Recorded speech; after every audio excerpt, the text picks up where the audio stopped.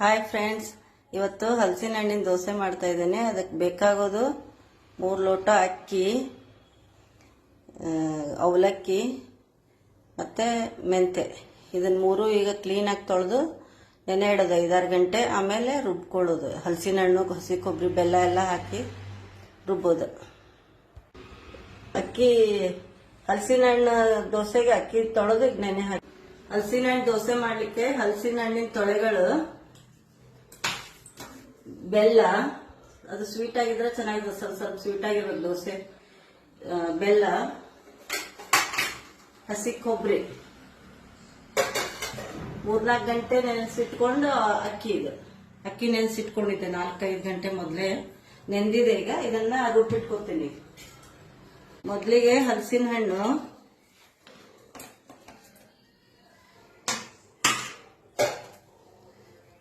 ಕೊಬ್ಬರಿ,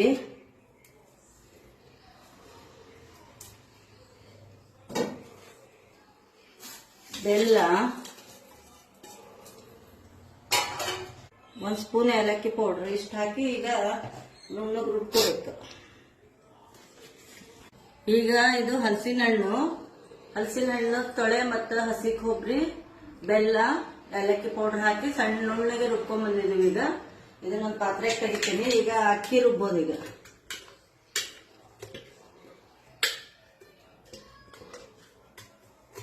ಸಣ್ಣಗೆ ರುಬ್ಕೋಬೇಕು. ನೀನು ಈ ತರ ಸಣ್ಣಗೆ ರುಬ್ಕೋಬೇಕು. ನೈಸ್ ಆಗ್ಬೇಕು. ಈ ತರ ಬಬಲ್ಸ್ ಬರೋ ಹಂಗೆ ನೈಸ್ ಆಗಿ ರುಬ್ಕೋಬೇಕು. ಈಗೆಲ್ಲ ಮಿಕ್ಸ್ ಮಾಡಿ ಚೆನ್ನಾಗಿ ಕೈಯಾಡಿಸಿ ಇಟ್ಬಿಡೋದು. ಬೆಳಿಗ್ಗೆ ಮಾಡೋದು. ಈಗ ಹಲಸಿನ ಹಣ್ಣು, ಹಸಿ ಕೊಬ್ಬರಿ, ಬೆಲ್ಲ ಮತ್ತೆ ಅಕ್ಕಿ ಎಲ್ಲ ರುಬ್ಕೊಂಡು ಒಂದೇ ಸಮಾನಾಗಿ ಸರಿಯಾಗಿ ಕೈಯಾಡಿಸಿ ಇದಕ್ಕೆ ಒಂದು ಪ್ಲೇಟ್ ಮುಚ್ಚಿ ಇಟ್ಬಿಡೋದು. ರಾತ್ರಿ ಬೆಳಿಗ್ಗೆ ಮಾಡೋದು. ಈಗ ದೋಸೆ ಒಂದು ಪ್ಲೇಟ್ ಮುಚ್ಚಿ ಇಟ್ಬಿಡ್ತೀನಿ.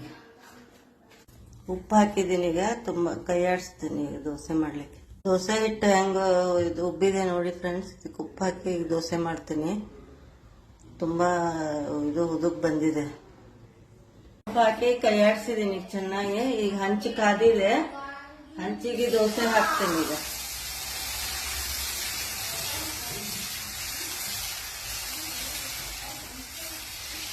ತುಂಬಾ ತೆಳು ಹಾಕ್ಬಾರ್ದು. ಇದನ್ನ ಮೀಡಿಯಂ ಆಗಿರ್ಬೇಕಿದು. ಸ್ವಲ್ಪ ದಪ್ಪನೇ ಇರ್ಬೇಕು.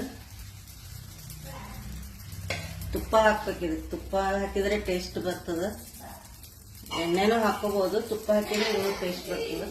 ಇದಕ್ಕೊಂದು ಲೀಟರ್ ಮುಚ್ಚಿಡೋದು. ಈಗ ಇದೀನಿ ನೋಡಿ ಎಷ್ಟು ಚೆನ್ನಾಗಿದೆ ನೋಡ್ರಿ. ತುಂಬಾ ಚೆನ್ನಾಗಿ ಬಂದಿದೆ ದೋಸೆ. ಈ ತರ ಬ್ರೌನ್ ಆಗೋವರೆಗೂ ಹಾಕಿ ಇದನ್ನ ಹೊರಳಿಸಿ ಹಾಕ್ಬೇಕು. ಇದಕ್ಕೆ ತುಪ್ಪ ಹಾಕ್ಬೇಕು. ತುಪ್ಪ ಹಾಕಿದ್ರೆ ಟೇಸ್ಟ್ ಬರೋದು. ಹಿಂಗೆ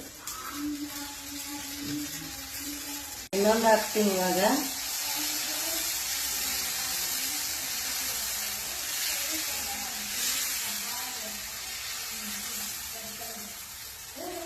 ತುಂಬಾ ತೆಳು ಮಾಡಬಾರ್ದು. ಇದು ಸ್ವಲ್ಪ ದಪ್ಪನೇ ಇರ್ಬೇಕು. ದಪ್ಪ ಅಂದ್ರೆ ದಪ್ಪ ಅಲ್ಲ, ಮೀಡಿಯಂ ಆಗಿರ್ಬೇಕು. ತುಪ್ಪ ಹಾಕ್ಬೇಕು. ಒಂದು ಸ್ವಲ್ಪ ಹಾಕಿ ಲಿಡ್ ಮುಚ್ಚಿಡ್ಬೇಕು. ಈಗ ಆಗಿದೆ. ಇದು ಹೊರಳಿಸಿ ಹಾಕ್ತೀನಿ. ಈಗ ಎಷ್ಟು ಚೆನ್ನಾಗಿ ಬ್ರೌನ್ ಬಂದಿದೆ ನೋಡ್ರಿ. ಈಗ ಇದು ಈ ಕಡೆ ಒಂದ್ ಸ್ವಲ್ಪ ಬೇಯಿಸಿ ಒಂದ್ ಸ್ವಲ್ಪ ತುಪ್ಪ ಹಾಕಿ ಚೆನ್ನಾಗಿ ಬೇಯಿಸ್ಕೊಂಡು ಈ ಕಡೆನು ಹಿಂದ್ಗಡೆನು ತೆಗೆಯೋದು. ಈಗ ಹಲಸಿನ ಹಣ್ಣಿನ ದೋಸೆ ರೆಡಿ. ಹಲಸಿನ ಹಣ್ಣಿನ ದೋಸೆ ತುಂಬಾ ಚೆನ್ನಾಗಿ ಬಂದಿದೆ. ಇದಕ್ಕೆ ತುಪ್ಪ ಹಚ್ಕೊಂಡು ತಿನ್ಬೇಕು. ತುಪ್ಪ ತುಂಬಾ ಟೇಸ್ಟ್ ಇರ್ತದ.